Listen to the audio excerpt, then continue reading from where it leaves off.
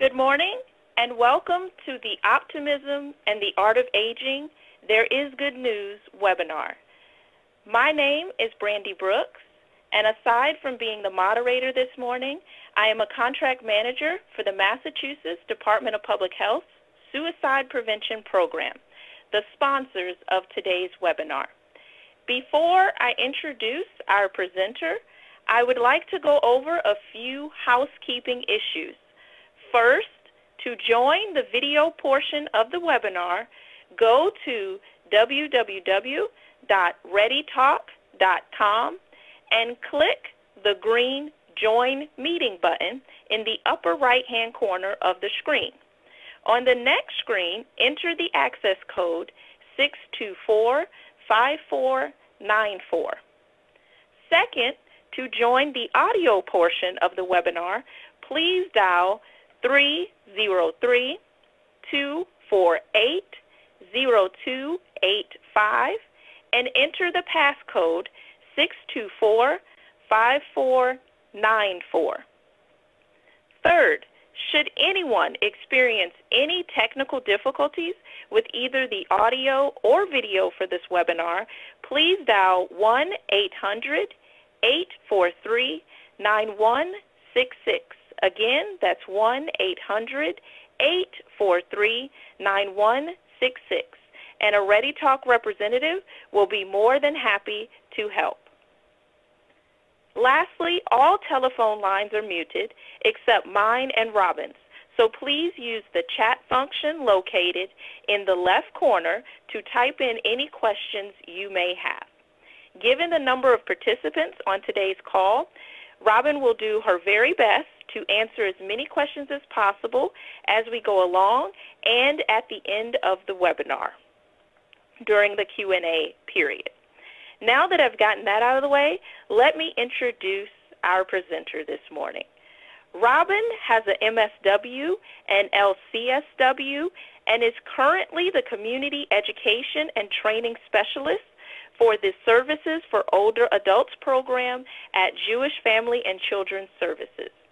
Robin is a mental health and housing specialist providing training and consultation for staff and residents in independent housing. She has worked with older adults in hospital, hospice, and residential settings. Now that I've introduced our presenter this morning, I would like to go ahead and turn it over to Robin. Robin, are you there? I am. Thanks, Brandy. Okay, welcome everyone. It's a pleasure to be with all of you this morning. And though I can't see you all, I just told Brandy I have this wonderful photo of a group of smiling people in front of me to inspire me. Are you aware that you can hear someone smile? I'll let you ponder that idea as we explore optimism together. Research shows that developing and maintaining a positive outlook on life really can help people bounce back in the face of life's difficulties and recover better from physical illnesses. Don't we all recognize this at some level? So as a way for all of us to start the new year in a healthy way, let's spend some time. I'll expand on this idea and talk about some actual research that backs this up. So before we begin, I just want to take 30 seconds or so, and I want you to think about your mood rating at this very moment. 5 being you're having the best day you've ever had, you won the lottery on the way to work, and 1 being the worst. Nothing went right, you got up on the wrong side of the bed. So just jot that down somewhere on a scale of 1 to 5. And then we're going to circle back to this at the conclusion of the webinar. All set? Now I feel like everybody's in the room with me. Okay. So this is a workshop that I often present to older adults, as we found at JF&CS that putting a positive spin and title to our mental health workshops certainly increases interest and attendance. And it's really a way for us to break the barrier of stigma about talking about mental illness. and those that's experienced by many older adults. But today, my objective is a little different. It's to challenge the paradigm that depression, loneliness, and isolation are normal parts of aging, and embrace the possibility that we can all learn optimism and feel more hopeful at any age. If we're working with older adults in any capacity, we really need to be aware of our own attitudes and perceptions of aging. Do we embrace a sense of hope for older adults, or do our own attitudes about aging perpetuate feelings of hopelessness, and then we pass those along? So in the next hour, we're going to learn about some research on the benefits of optimism. We'll quickly review depression and its negative effects, but most importantly, we're going to learn some techniques for fostering optimism and building resilience in the older adult communities we serve. So I was just saying we're going to wrap up with the good news on aging. Okay, so let's start by, I'd love to know who's with us today. So if you can fill in on this poll, which category best describes your workplace or interest in this topic. So everybody just fill in what best describes where they're from. Okay, it looks like our aging service access points are in the lead, housing next, and then a variety of other folks. Terrific. Well, welcome to all. It's really helpful to know who's with us today. So some of what I'm going to talk about today will seem like common sense, that wisdom of the ages advice. But I want to remind you that most of what I will talk about today is actually backed up by current research, and there really is evidence that it's possible to learn new skills and be more positive in the face of challenges.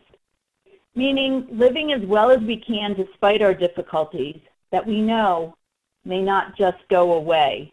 For most older adults, life can be challenging. So how do we think about the idea of hope in the midst of those challenges?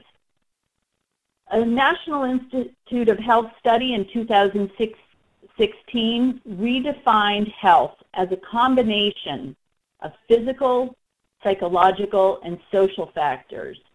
In other words, you may suffer from chronic disease, but if you're mentally healthy and have a strong social support network, you may live longer and better despite your physical health. And understanding this instills a sense of hope. So one of my favorite, One of my favorite books called The Anatomy of Hope by Jerome Groopman. He's a local doctor from Beth Israel. He defines hope as the elevated feeling when we see a path to a better future.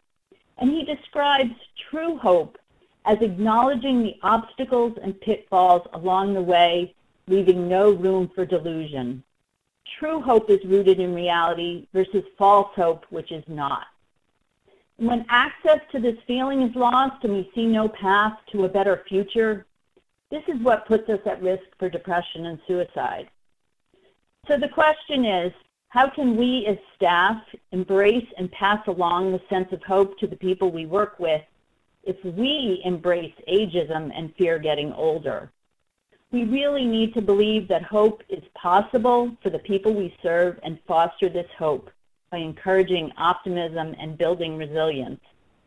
So there's a saying that I use often, and I haven't been able to find out who coined the phrase and give them proper credit, but the saying is, I can hold a candle for you if you cannot hold one for yourself. This is a saying that's always guided my social work practice. And I'll give just a quick personal example. There was a period of time in my life that I was going through a difficult time, and I was in a shop where I know the shopkeeper quite well, and we were talking about what was going on. He looked at me and he simply said, I know you're going to land on your feet. Even though he wasn't a particularly close friend, for some reason, and I can't really explain it, I held those words closely, and his confidence stuck with me and continued to give me strength. My point being is that anyone can provide hope and help to another in a caring way. It doesn't have to come from a therapist to be valuable. And often we simply don't know how impactful our words can be for another. And when I'm done this webinar, I'm going to send him the tape so he understands how much he helped me and impacted me at that time. So what is normal aging? Though I really dislike this phrase, as really we're all so different, I really haven't found a better way to describe this concept.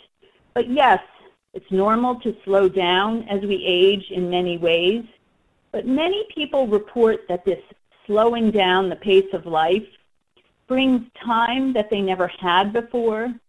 And though many older adults may experience physical decline, their minds are healthy. There are many opportunities for continued learning and growth. I know a lot of us worry about what's happening to our brains as we age. And I will acknowledge that our brain does change as we age. Our fluid intelligence wanes. Fluid intelligence is our memory, attention, concentration, and the speed of processing. You know, do we forget what we need at the store? Do we forget someone's name or where we left our keys? Probably, and this might happen more as we age, but this is really different than looking at the keys and not knowing what they're for. The working memory and multitasking abilities, the what, where, when details of our lives, including name recall, does decrease. But all of this is normal. And I always describe this to people. You know, I like to think about our brains being like a computer with only a certain number of megabytes of storage. And when it's full, there's not a lot of room for added details. But do you notice when we have these memory lapses, what do we call them? Many people refer to them as senior moments. Let's think about that. I don't want to throw my daughter under the bus, but I'm going to do it anyway. She's in her 20s, and she probably loses her keys at least twice a week. Maybe we should coin the phrase as a junior moment. We really need to pay attention to the use of these ageist stereotypes and how these messages creep into our psyche. While I'll acknowledge that processing information becomes slower, given enough time for older adults, performance remains the same or can even improve. Quick example, for an older adult that plays bridge, their game may be slower, but most play at the same level or some even better with age. We need to understand that although blood flow to the brain decreases over time, our brains do remain capable of regrowth and of retaining new facts and learning new skills, especially for people who eat healthy, get regular exercise, enough sleep, and intellectual stimulation. So later, we'll wrap up with some of the types of memory that actually can improve with age. That's Betty Davis, a picture of her in the corner, and many people are aware of her famous saying, "Aging is not for sissies." For most older adults, life can be challenging as we age. Adapting to change is hard and can lead to depression. Loss and grief at this stage can be profound. You know, imagine what it might be like to lose a spouse of 60 years, having never spent a night apart, or the loss of many of your lifelong friends, family members, pets, and there's other type of losses at this stage. Loss of mobility, maybe the ability to drive. This is really a big one for many people. And for some, just the loss of a sense of power and purpose that may come with retirement. Caregivers are under stress, and that's often underappreciated. If you know someone caring for another with dementia or chronic illness, they might need some support. Also, what about feeling invisible or feeling like a burden or being socially isolated? We know there's been a spotlight on this issue lately. There's been a lot of attention in both the United States and Europe. In the UK, they've appointed a Minister of Loneliness. And in the U.S., the former Surgeon General, Dr. Murray, are facing an epidemic of loneliness. Social isolation is as closely linked to early mortality as smoking up to 15 cigarettes a day or consuming more than 6 alcoholic drinks a day. Loneliness is even worse for longevity than being obese or physically inactive. Loneliness contributes to a doubling of dementia rates, climbing diagnosis of immune system suppression, increases heart attacks and strokes. We're going to circle back to this a little bit later. Ageist messaging is pervasive in our daily lives. The experience of aging is really, really different for all, so we should never assume anything about anyone's life. But there's a tendency that we lump all adults over 65 into this older adult, senior, or elderly category. But really, think about it, that's a 35 to 40-year age span from 65 to 100. So we really need to be careful. Think about it. How much does a 25-year-old and a 60-year-old have in common developmentally? Not much, right? This is the same age span. So what are the messages we're sending and receiving about this stage of life? These or these? The greeting card aisles are the worst offenders of ageism. And the one on the right is particularly offensive to me. I'm 55, and unless I'm delusional, the image on this card is really not how I see myself. And at least I don't think I've lost it yet. You need to pay attention to these ageist stereotypes. They're everywhere, and how they creep into our psyche and skew our view of aging, creating a sense of fear and dread for this important and valuable stage of life. Most traditional models for successful aging are based on avoidance of disease and disability, and that can really be a setup for failure. There's a study done in 1998 by Rowan Kahn, and in that they define the criteria for successful aging as 1, avoiding disease and disability, 2, maintaining cognitive and physical function, and 3, engaging socially. What they found that only 12% of people over 65 met that criteria. So, can we broaden our view and not just think about the 90-year-old marathon runner as being, as aging successfully, but embrace psychologist Robert Hill's redefinition of positive aging. I meant to write this on the slide, and I didn't, so I'll say it kind of slowly. So he redefined positive aging as a concept affected by disease and disability, but not contingent on avoiding it, or rather a state of mind that's positive, optimistic, courageous, and able to adapt and cope in flexible ways with life's changes. In general, adapting to the changes of aging is hard, but most of the people I meet do this really, really well, and they're very resilient. So let's open ourselves up to the concept of transforming emotional and physical pain into something meaningful. Last year, I actually did a similar presentation at JF&CS for participants in our Parkinson's Family Support Program. And despite this devastating diagnosis, this group of caregivers and people living with Parkinson's were completely open to this concept. While I was giving the presentation, one participant raised her hand and shared this idea that she had heard somewhere. And I love this. She said, if you take the I out of illness and replace it with we, what do you get? Wellness.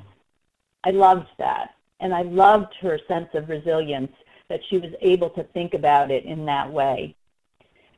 can we open ourselves and the people we serve, open ourselves up to acknowledging disability as part of the human experience and reframe society's traditional idea of independence by embracing the concept of interdependence. Recently, I was again doing another one of these Optimism at a public housing site in the area, and I met a woman named Mary, and as we were talking, she raised her hand and reported that really this was a very difficult time of life for her. She had, given up driving in her car and was having a lot of trouble reconciling how very difficult this loss was for her.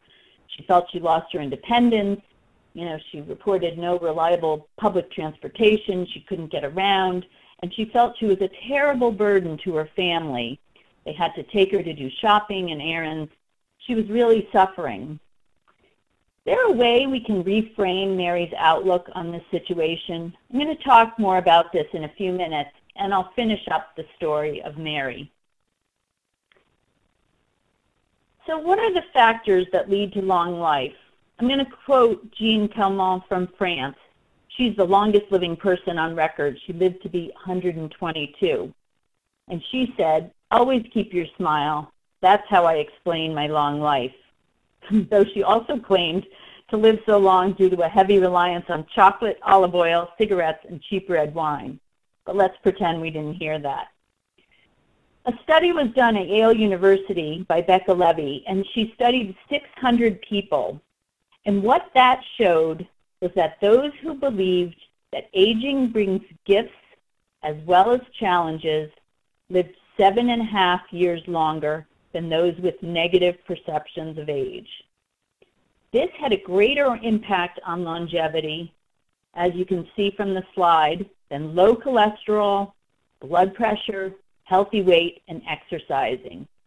Later, I'm going to review some other studies that back up the idea that the only factor that adds more years to our lives than a positive attitude is not smoking, which can add 14 years to our lives. This is really worth exploring. So before I continue, I just want to make sure everybody can hear okay and see if there's any questions. And then we'll do questions at the end as well. So is everybody able to hear okay? I know there were some problems earlier. Okay, I don't see anything. So Brandy, are you there? Yes, I'm here. I don't see any questions. Someone had a question earlier, and I'm sure others do, about whether they would get access to the slides. So I do want to let everyone know that you will get a PDF of the slides as well as a link to the archived webinar because we are recording it. Okay, great. A couple people are asking about citations for the data. I can, you can email me later and I can provide that. And Robert Hill was the psychologist who redefined positive aging. Okay, and there was another question about the term used earlier, but I'm not. Paulina, if you could write your question in again, and I'll acknowledge it as we go. But I'm going to continue on. Okay. Keep calm, be crazy, laugh, love, live it up, because this is the oldest you've been and the youngest you'll ever be again. I love this. Think about it. Right here, right now, is the youngest you'll ever be again. But despite other messages that we hear, I like to think about this and believe that it's never too late to learn new tricks. So thanks again for joining today. And I want to acknowledge that just by showing up to this webinar, it tells me that you're optimistic or interested in learning, changing, growing, and adapting in a positive way, that you believe it's possible. So my hope is that you'll take away maybe 1 or 2 tools you can practice and incorporate into your own life that will enhance your sense of optimism and also help you think about promoting optimism for the people that you serve. So what is optimism? Let me tell you a story of a family. This was a family that had identical twin boys, but the only trait they shared were looks. If one twin said it was too cold, the other thought it was too hot. They were opposite in every way. One was an eternal optimist and the other a gloom and doom pessimist. So just to see what would happen, on their birthday, the father loaded the pessimist room with every new toy imaginable. And then he went into the optimist room and dumped a huge pile of horse manure. The pessimist twin, when he woke up, discovered the gifts, and the father was outside the room, and he started to hear him cry. The father went in his room and said, "Why are you crying?" And the pessimist twin replied, "Oh, my friends will be jealous of all my new toys. I'm going to have to read all the instruction manuals before I can use them, and I'll constantly need batteries, and eventually all my toys will break." Oh, the father sighed. Then he checked in on the optimist twin, and he found him dancing with joy in the pile of manure. The father said, "What are you so happy about?" The optimist twin replied, "There's got to be a pony in there somewhere." It's a silly story, silly joke, but it really helps us think about optimism. What is optimism? So optimism suggests noticing the sun as well as the clouds, not simply hiding our true feelings, but noticing the good stuff of life that's mixed in with all the bad. So it doesn't mean, I really don't want to be Pollyanna-ish about this. Learning optimism doesn't mean just covering up life's challenges or pasting on a happy face when things are truly sad. As we noted earlier, older adults face many real challenges, and we do live in this very youth-oriented culture. We all need support during tough times and someone to listen to us. When a friend simply tells us to cheer up, does that work? Well, not really for me. So the dictionary defines optimism as hopefulness and confidence about the future or the successful outcome of something. And it defines pessimism as the tendency to see, anticipate, and focus on only bad or undesirable outcomes. So what do you think? Do you think optimism is a personality trait? Are we born as a negative or positive person and that's it? Many people think so, but I think people can change. What do you think? Evidence does show that people can change and become more optimistic in the face of these challenges. And a great example, remember the Parkinson's Family Support Group participants I mentioned? They're a wonderful example of this. So let's explore.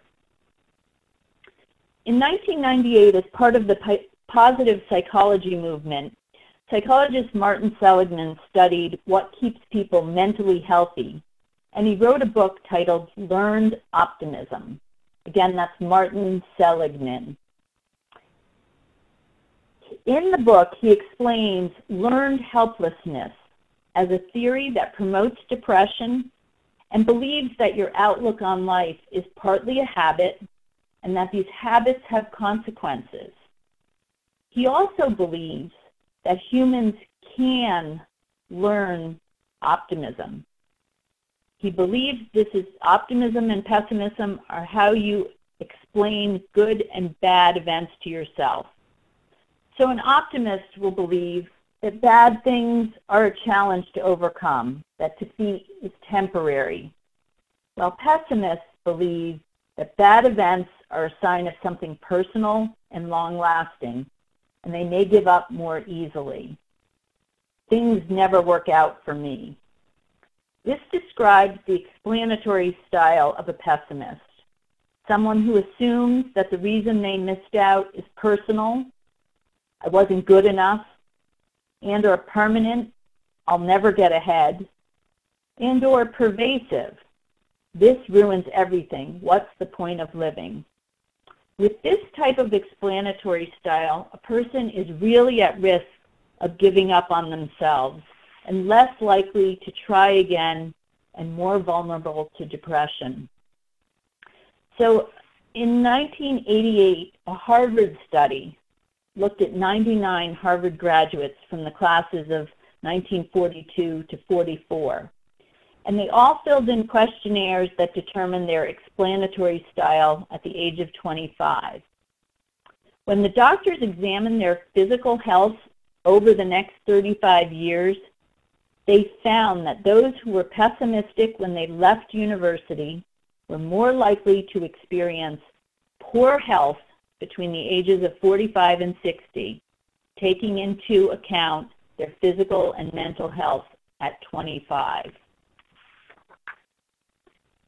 So what keeps people physically healthy? Let's advance. There we go. 20% is known to be due to genetics, 20% related to medical care, but 60% are the social, behavioral, and environmental factors, and these are the things that we can change for older adults.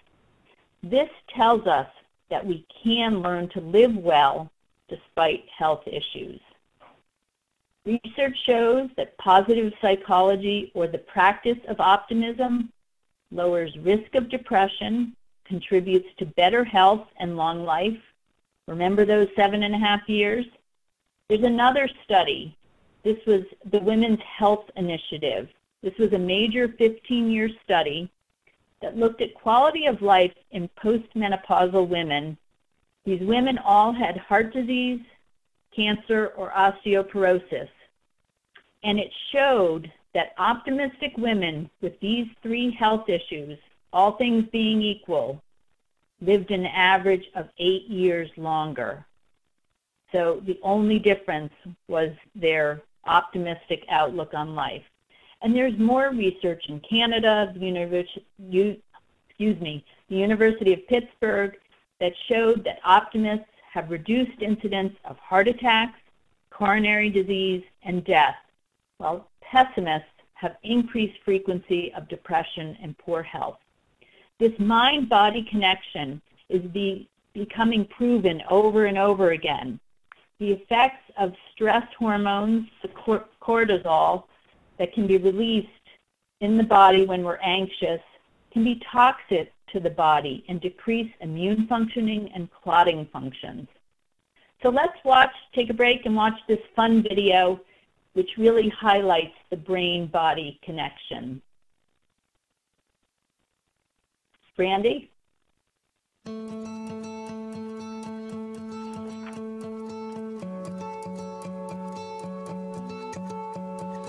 Robin, go on mute so people don't hear echo. So this is the Power of Optimism machine. We're going to use your positive thoughts to fill the glass up with water. And it's going to be all based on your brain. Alright, he's going to go on like this. Now I want you to think of something that makes you really happy, and I want you to think of that thing strongly. We're all watching your power here, so. When you think positively, those thoughts create specific patterns in the brain. An EEG headset will detect the participant's positive thoughts and send a signal back to the computer to turn on the tap. Come on!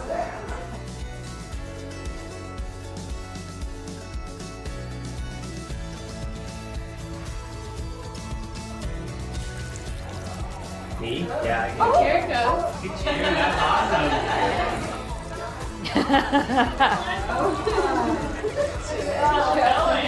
I felt my brain actually really working. I was thinking about walking the beach with our dog. Just summer. Cupcakes.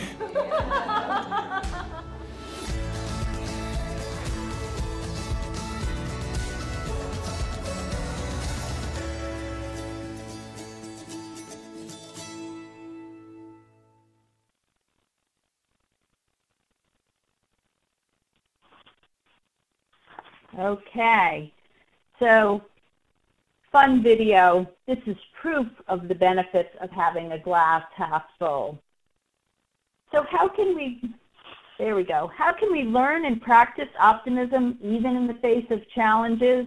Let's run through some tips. Number 1, we can all do this easily. Smile more. Smiling is the best way to improve your appearance. What happens when we smile at someone? Brandy, what happens? Don't you normally smile back? Absolutely. When we smile at someone, most people smile back, and this makes us feel really good. Enjoy humor. Repeat the twin joke that I told earlier. Tell more jokes. You know, sometimes we need, especially in this environment, to shut off the news for a couple days. It'll be there when we get back to us. Watch some funny TV, something that makes us laugh. Laugh out loud, be silly. I've even heard of laughing meditation. And have fun. It's good for you. We need to make a conscious effort to add fun into our lives, especially if you think it's something that might be lacking. Practice self-compassion. Treat yourself like a friend. I know many people encourage others to have fun, but sometimes we deny ourselves that pleasure. And keep moving. This is the photo again of the Parkinson's Family Support Group, and they have a dance program at JF&CS. This is proof that there's many ways to keep your body moving despite physical health and disability. So older adults, you know, do chair yoga, walk around the block, stretch, do Zumba Gold, use the stairs when possible, you know, any movement at all. Exercise has also been proven to alleviate symptoms of anxiety and depression. And enjoy nature. A 2015 Stanford-led study finds evidence that walking in nature leads to a lower risk of depression. Being outside decreases those repetitive thoughts focused on negative emotions. You know what I'm talking about. You know that tape that plays in your head over and over? But for those who walked in nature versus those who walked in the city environment, they found that they felt better after walking in nature. And this finding is really exciting because it demonstrates the impact of the nature experience on emotional regulation, something that helps explain how just simply being in nature makes us feel better. So even though it's pretty dreary out there, bundle up in the cold weather and watch the snow fall. Take a short walk. Sit outside, even if it's for 5 minutes a day. You know, walk around your building. Listen to the birds. You will feel better. Stay engaged and connected. We combat social isolation by making social connections. There's a popular course at Yale University called Psychology and the Good Life. There's been a lot of press about this. And it's being taught by Laurie Santos, and it focuses on promoting happiness and well-being. You can access this online, by the way. And one of the rewirements of the brain that she suggests involves taking time to make a new social connection. This can be a quick, small act, just chatting to somebody new on the train to work, asking a coworker you don't chat with very much about their day, even chatting up the barista at the coffee shop, maybe asking their name. That makes an additional connection.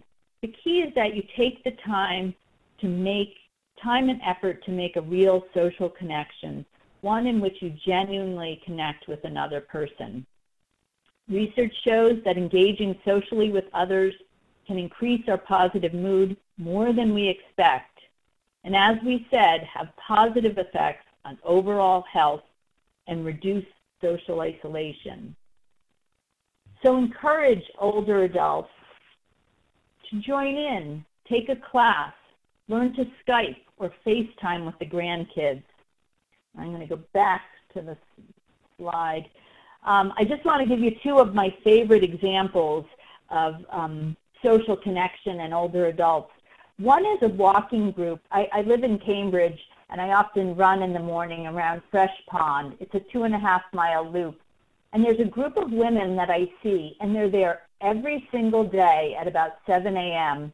They probably range in age from 70 to 85. And every single day, there's some combination. There's probably, 6 or 8 of them. And they don't all come every day, but there's always a group of them. And I'm kind of jealous of them. I think, how wonderful is it that they have this group that meets every day. They're walking, they're getting exercise, they have somebody to listen and share their stories, get some moral support from. And I'm guessing that if one of them doesn't show up, the others probably call and check on them. Where were you today? We didn't see you at the pond. Lots of value in that walking group. Another quick example, this is something my father is part of. It's a group of guys, and they call themselves the Romeos. It's an acronym for Retired Old Men Eating Out. Twice a week, they go out for breakfast. They meet at some greasy diner where there's a breakfast special, and they're really funny. Their tagline is, "We talk about sex, politics, and religion, 3 things we know nothing about." But they look forward to it every week. They go on Mondays and Fridays. We need to encourage older adults to connect in whatever way is comfortable for them. Connect with their community, friends, family, neighbors, social service agencies, churches, temples, mosques, senior centers, anything. And finding purpose and making meaning. This may seem really overwhelming if mobility and transportation are limitations to getting out or volunteering, but anybody can create an attainable goal. I want to tell a story. This was in the Boston Globe in December. It was a story that read about an Amesbury resident named Ron St. Jean, who's 82. He's a musician who plays the keyboard and sings everything from rhythm and blues to country western tunes. But Ron fell into depression for a time after having triple bypass heart surgery 5 years ago and being diagnosed with macular degeneration a year later. He now wears a pacemaker and uses a magnifying glass to read music. And this is what he said, and this is a quote from the Boston Globe. "When they told me that I was going blind, I wanted to die by suicide," he said, "but I couldn't do it. I was sitting at home every day thinking about this going blind stuff." Later, as he began visiting the senior center and socializing with others who had chronic health conditions, his outlook gradually improved. "I realized it's really not so bad," he said. Now St. Jean, the musician, finds meaning playing his keyboard at free concerts at an assisted living home in Newburyport. He also helps the Amesbury Senior Center staff by setting up chairs and tables for events and dressing as Santa for a visiting kindergarten class. Ron is a great role model for all of us. We can always find meaning and purpose in very small ways. For older adults that are homebound, I often suggest simple ways to reach out to others, like sending a thoughtful card, calling an old friend, things we may never have had time before in our earlier busy lives. Maybe completing a project, organizing those bins of photos, or planning to attend a family wedding, thinking about all the steps that are needed to be done to get there, making that a goal. Knitting a blanket for someone who's sick as part of the Linus Project, helping someone in any way, even going out of your way to compliment people, doing something for someone else. This can be really meaningful. Practicing gratitude. We can't erase the injustices in the world. There's so many these days. But practicing gratitude can shift your perspective a little bit. I don't want to, again, be Pollyanna-ish about this, and it's been found actually that too much focus on gratitude can bring feelings of guilt and humility for what we have. But there's been numerous studies that show that practicing gratitude helps increase feelings of hopefulness and is one way to learn and practice optimism. So think about starting a gratitude journal. Document things in your life for which you're grateful. These can be little things or big things. You can write a word or short phrase. But as you're writing these things down, you're being mindful of the things you're writing. You know, these can be as simple as a good night's sleep. I had a great cup of coffee this morning. I saw a beautiful sunset. It's really the process of searching for the good in life that's most valuable. So here's some quick research about gratitude.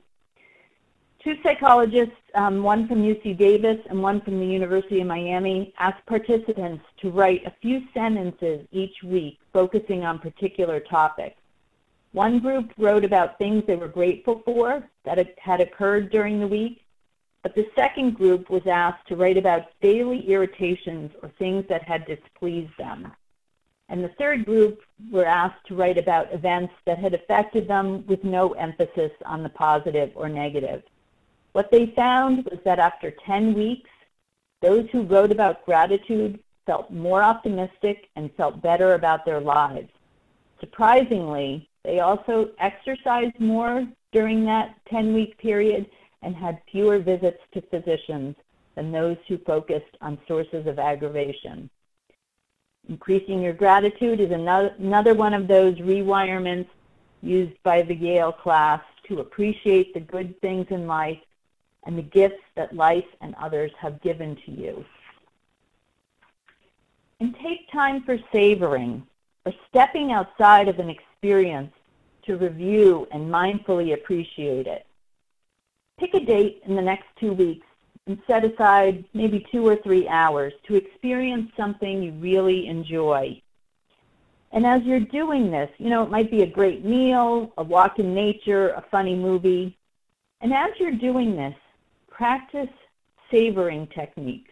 This might be sharing it with another person, or simply taking the time to tune out the rest of the world, maybe by shutting off your cell phone during the dinner, during the walk, that kind of thing. Maybe keeping a souvenir from your experience, a pretty leaf that you found on the walk, the menu from the restaurant, and really being mindful of noticing your enjoyment level. Practicing the technique of savoring can intensify the positive emotions that come when you're doing something you love. I know my dad noticed this in retirement. He always talked about how great it was, or great it is, to read the whole paper, to enjoy that second cup of coffee, to savor that time in the morning that he never had before. When I worked in an assisted living, there was a couple, and across the street from the assisted living there was a park, and this couple would spend hours sitting on the park bench simply watching the children playing and savoring the joy that they were witnessing. It was really lovely, and it really did improve their mood. So before I introduce you to some cognitive strategies or ways to change your thinking to feel better, I do want you to be aware of the following 2 situations or examples of when this is not helpful and may not be enough. And number 1 is grief.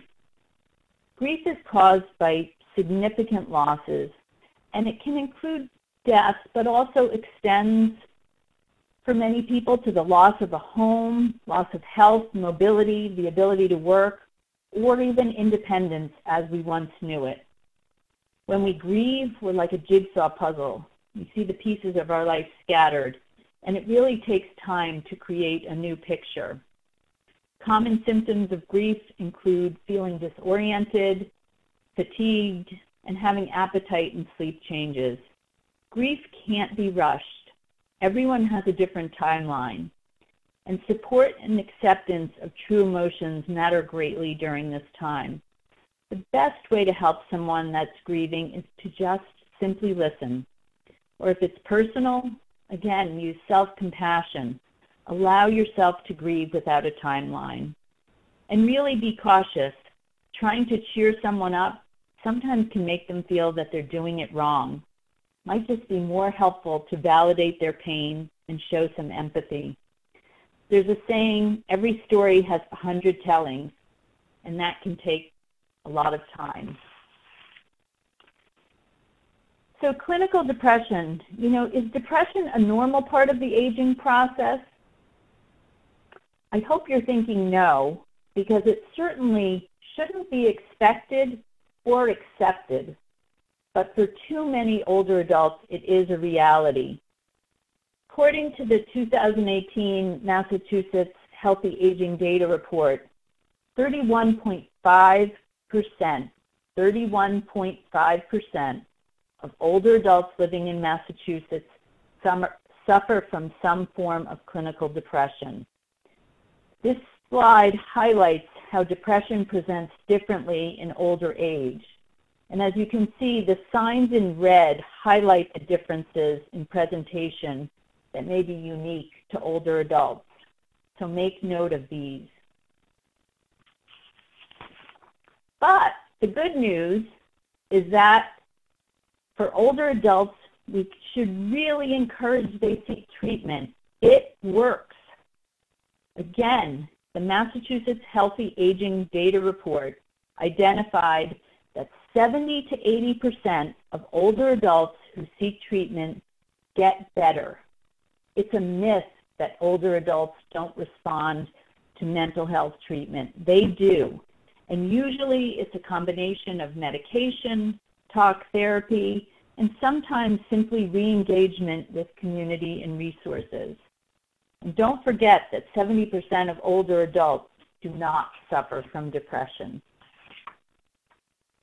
Okay, here's another poll.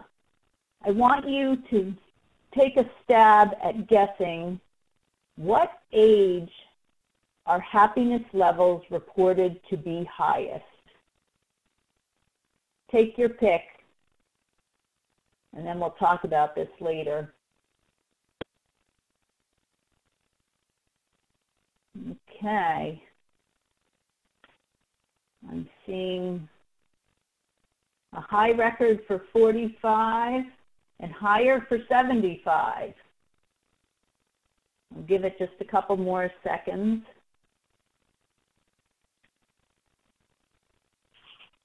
Okay. The highest number here on the poll is, we have 11 at 75 and 10 at 45. The answer is 85. Does that surprise any of you? I love to talk about this. So I'm going to talk about the U-curve of happiness. And again, this is backed up by research. Laura Carstensen from Stanford University has compiled a number of studies that support this. And she also has a great TED Talk. Again, that's Laura Carstensen. So what the U-curve is, and I'm talking with my hands now, but I'll try to describe it. Happiness levels start pretty high at about age 18. And then they follow a U-curve. So think about the bottom of the U-curve. And what people report is that happiness levels, and this is a trend, again, not the same for everyone, but happiness levels bottom out at about age 50. But then, and I love this because I'm 55, happiness levels start rising again and actually peak at 85. So why do you think this is? Perhaps when people age and get closer to death, they have greater wisdom, perspective, more realistic expectations for their lives, less worry about what people think.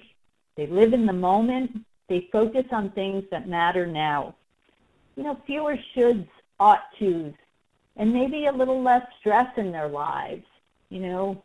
People in midlife, they talk about that midlife crisis, but as people age, they have a good understanding of what's going on in their life. They've gotten through other difficulties, and they do have that perspective. I always tell older adults this because I think it's really encouraging to hear, especially when we know that the difficulties of aging are real. I think about the Ageist statement, over the hill, and I always try to reframe this. You know, I like to think as we age that we're on top of the hill, enjoying the view. I think that's a much better way to think about it.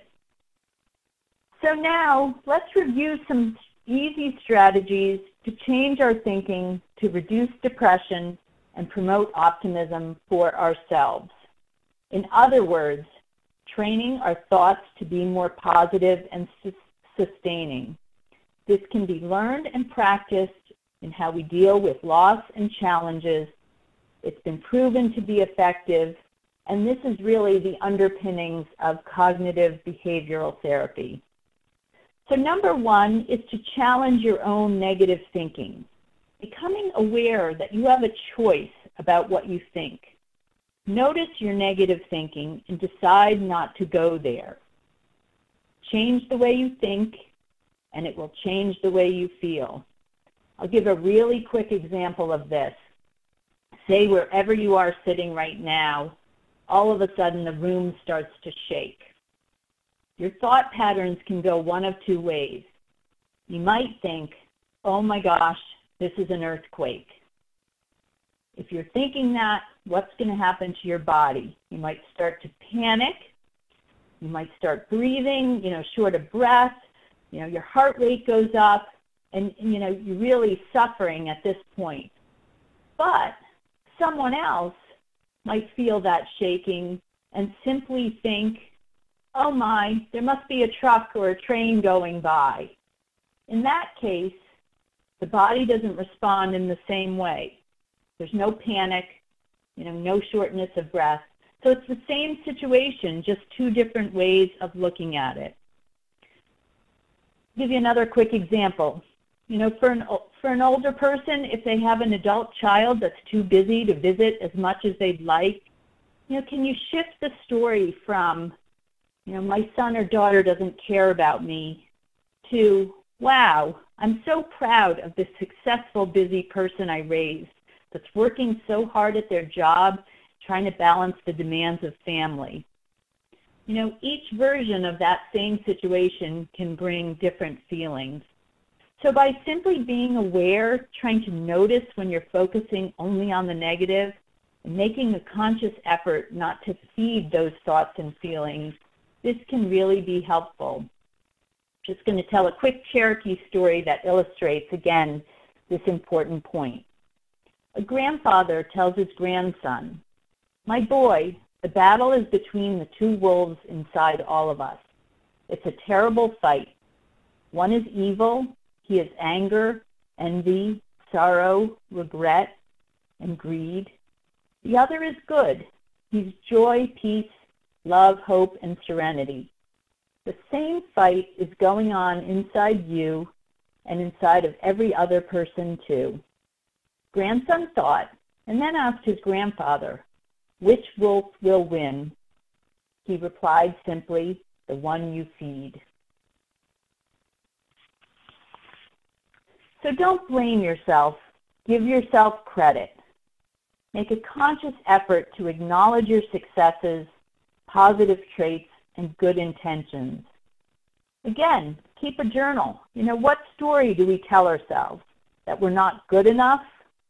Instead, for ourselves and for others, use the strength-based focus and get in touch with strengths, identify them, tell ourselves or encourage others to tell an empowering story of their lives. I'm the person who survived widowhood, war, sickness, loss. I became more patient. I learned. I grew. Appreciate yourself and your strengths. For most humans, our default is to focus on our weaknesses, but we need to reframe this. I'm always amazed when I hear stories of older people and the things that they've been through, some really tough times, and what they've endured. And they're still so positive. Go ahead, brag about yourself. congratulate yourself on getting through life successfully. And think about the serenity prayer. Grant us the serenity to accept the things we cannot change, the courage to change the things we can, and the wisdom to know the difference. Don't compare yourself to others. I really feel that having social media in our faces gives all of us the illusion that others are living amazing lives. Other people, what are they sharing but the happy parts of life? Doesn't it make us feel bad when we're out there shoveling the snow and it seems like the rest of our friends are all on the beach in the Caribbean? Sometimes, just take a break from that. We need to learn to live with our realities and go with the flow. Again, a good time to pull out the gratitude journal. Keep things in perspective. Try to stay psychologically balanced. In simple terms, don't fuel the fire. Try to see the big picture and don't sweat the small stuff. Ultimately, this creates stress and worry for you, nobody else. Embrace Plan B. This is really a challenge, but this is where age and experience will come in handy. And keeping an open mind, trying to let go of controlling things.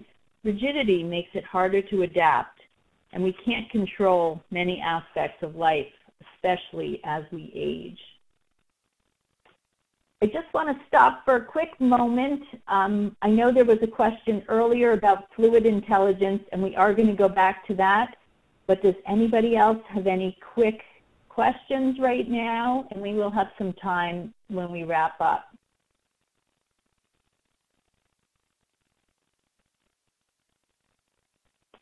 Okay. All right, then I'll continue. So embracing the idea, I talked about this earlier, in the idea of interdependence. Successful coping requires more accommodation as we age. Older adults really have to learn how to adapt to their situation and use resources. And I'm a huge fan of this idea of encouraging interdependence. I'll define it as the ability to adapt to change, to retain independence, or better said, quality of life.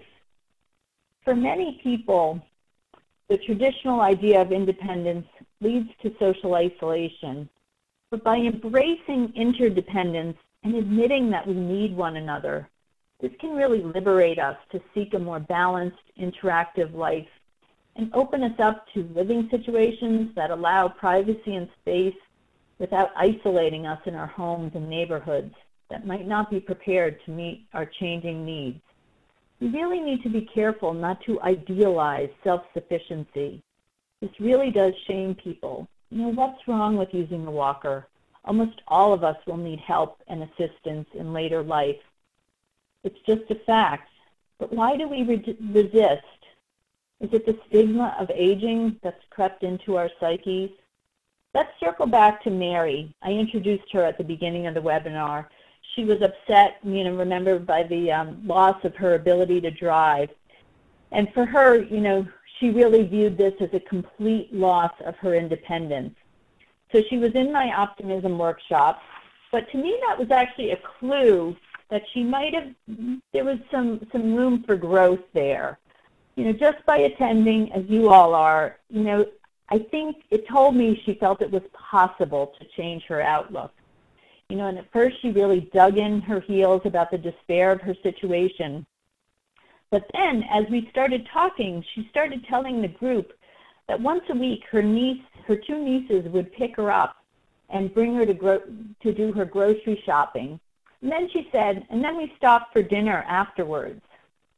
So we started exploring that and found that this shopping trip and dinner each week had really fostered a new and mutually beneficial relationship for both her and her niece that had never really known they hadn't known each other very well before. And Her niece was enjoying the benefits of this new relationship and Mary's advice, patience, and wisdom. But Mary hadn't really taken the time to acknowledge these positive, unexpected benefits that came from this new arrangement. This is interdependence. Accepting this help was allowing for Mary and her niece to grow and flourish, and it helped her live independently longer, and it got her grocery shopping done. So, again, reframing the situation was really important for Mary. So again, I do want to caution you not to use these cognitive strategies or attempts to change, thinking with others. Urging on others can actually have the opposite effect. What may be a small problem or loss to us may be huge to someone else. With others, again, just listen, use empathy, certainly take opportunities to identify strengths, but listening alone can be very meaningful and the best way to support someone, and that makes us feel good too. So what is resilience? It's defined as the capacity of people to effectively cope with, adjust, or recover from stress or adversity. Or simply said, to bounce back, beat the odds, and transform one's emotional and physical pain into something positive. Resilience has been inversely associated with depression. Simply put, identifying strengths and building on them. I just want to look, there's a quick question again about citations. My email is on the first page, and if you email me, I'd be happy to send you the bibliography from this talk that lists all the different citations about the studies that I've talked about. Okay, so let's get back to resilience. These are the building blocks for resilience.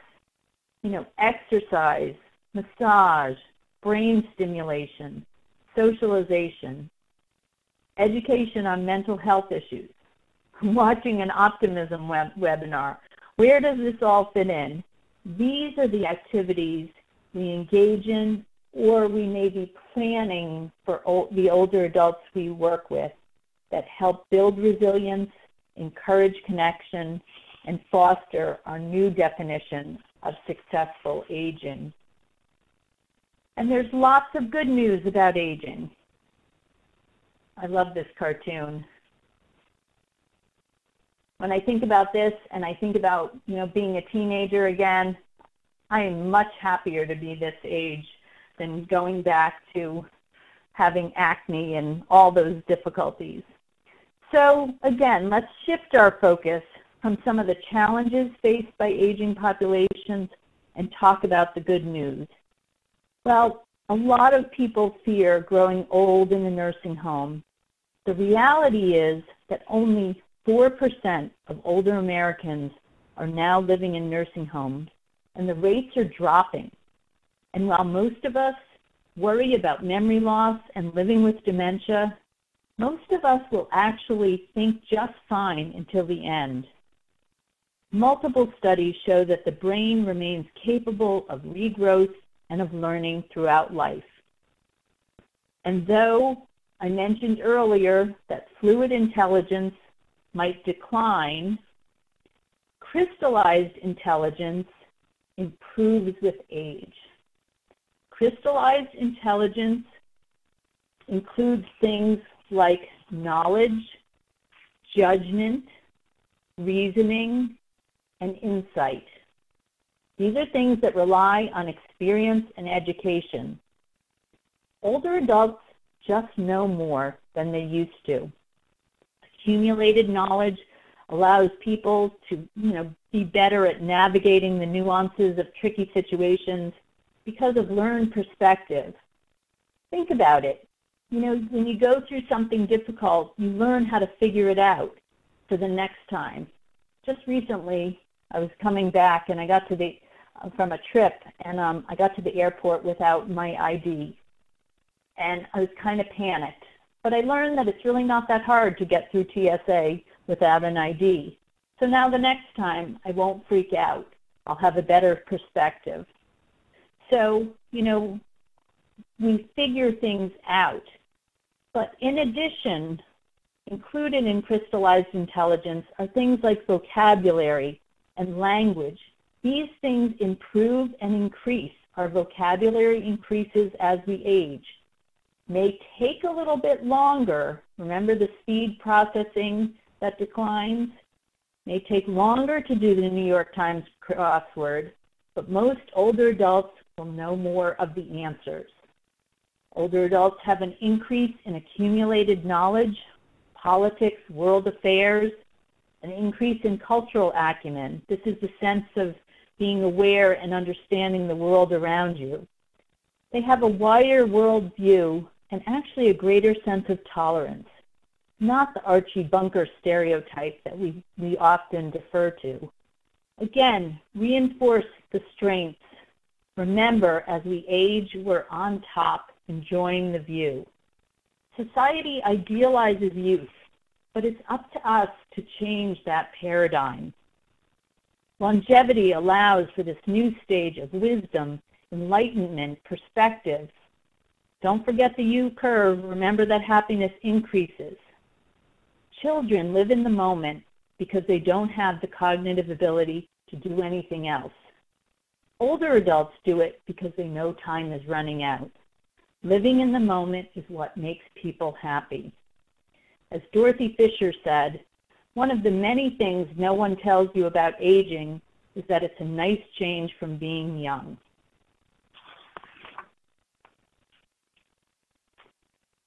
Okay, before we break for some questions, I want you to take a breath and think about your mood rating and indicate on the poll if your mood rating has improved since 10 o'clock when we started the webinar. I'll give you about 15 seconds for this.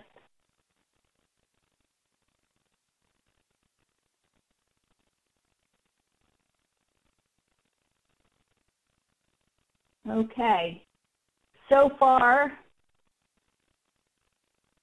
wow, I have an overwhelming 45 yes responses and only 4 no responses. You know, I ask this question at the end of all my presentations, and I always find that just talking about optimism and the possibility increases people's moods, just thinking about it. And I know I also feel that I'm in a better mood. So I challenge you to think in new and different ways about how to foster resilience and optimism in your older adult communities. How can we do this on a societal level? We do this by fighting ageism. How can we do this on a personal level? By learning and practicing optimism, making a choice to engage. And how do we do this on a community level? By incorporating activities into the community. So let's stop for a minute, and I would love to have people write in if they have any, would like to share any ideas about innovative things that you're doing to build resilience in your community. You know, even if it's not a new idea, something that's working really well. Usually the best ideas are the ones we learn about from others.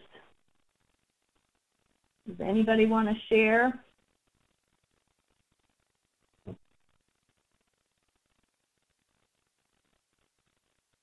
I know I put you on the spot. I'll run through a couple while you're thinking. Okay, so I love this one. Building a strong connection between my son and his great-grandmother.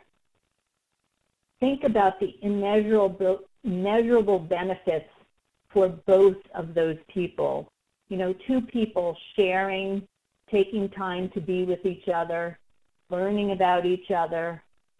Oh, this is what she wrote. This works out great because they both live in the moment and both have time. There's so many great ideas that I hear out there. I do a lot of work in senior housing. And many of the buildings now are very multilingual, multicultural. And this is one of my favorite examples. There's one building where they decided to start a language class for all the people who lived there. And I'm not talking about teaching people to speak fluent Chinese, Spanish, or Russian. But what they did is they were teaching people who lived in the building, say there were Chinese, Russian, and English speakers, teaching all of those groups how to say simple words and phrases like hello, thank you, so people could make connections. You know, simple things like that, I think, are so valuable to build resilience and create connections. So here, someone's saying the Home Care Aid Council is investigating what impact home health aides can have on their clients experiencing social isolation by providing an hour of social time each week to build their relationships. Allowing elders to share memories and thoughts is helpful. Somebody else started a senior enrichment program in the community. They meet monthly for lunch with activities, celebrations, and education. It's in its 9th year now and going strong. You know, there's so many great things out there. I hear theater groups, singing groups. Another program, the one I talked about earlier is called Love Inspired Enrichment Program. So lots of great stuff happening out there. I encourage you to share with, you know, next time you're at a conference or a meeting, share some of the great ideas in ways that you're building resilience in your communities.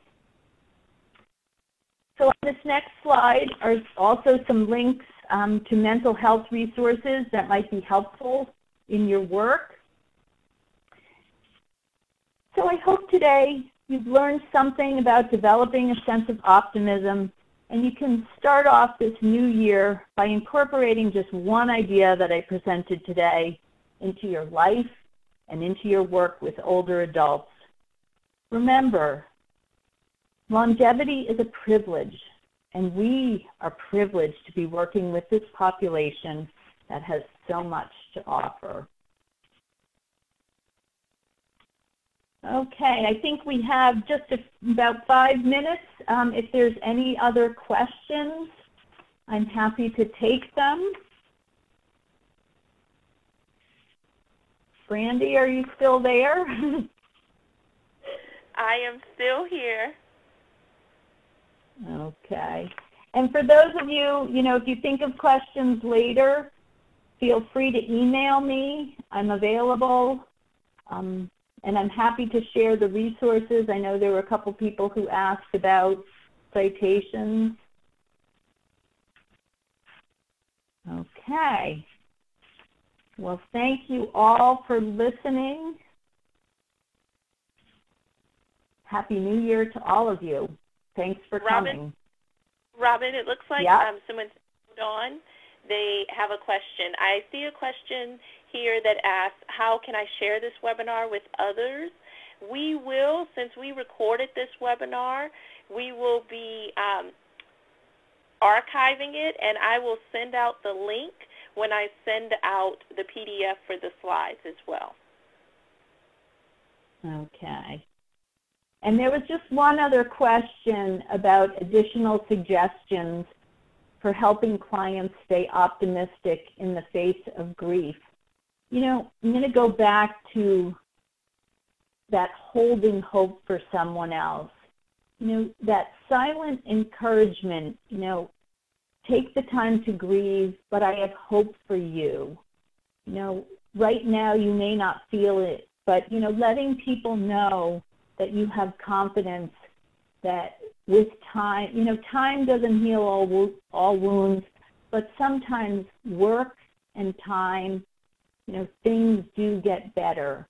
So encouraging people that it's okay to grieve, acknowledging that, but letting them know that you're there for them, you know, and then finding some, you know, just one or two of those small ways of encouraging people to get out and reconnect might be very, very meaningful.